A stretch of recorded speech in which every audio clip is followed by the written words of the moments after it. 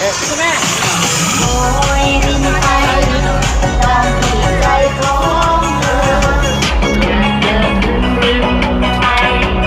บอกตรงไหนของใจวันไทยสนามด้วย ก่อนว่าตรงนั้นแต่ก็แวะตรงนั้นมาขึ้นมา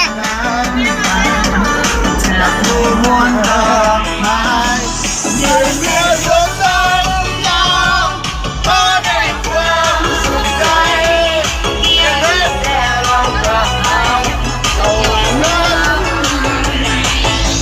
ไม่ใช่เรื่องยาวเพียงเราเพียงคนวันก็บอกลาจากกัน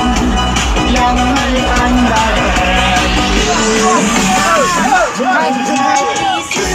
อย่างเธอ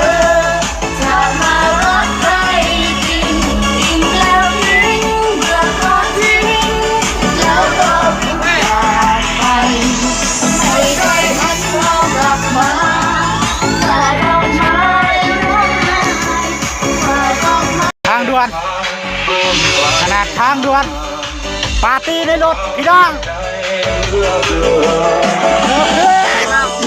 ไม่ไปหมดทั้งใจให้เธอทิ้งห่วงน้ำตา เดิน เมื่อไม่รักเขา ได้ยังไง อยากให้เราจบกันด้วยดีไม่ต้องมีอะไรมา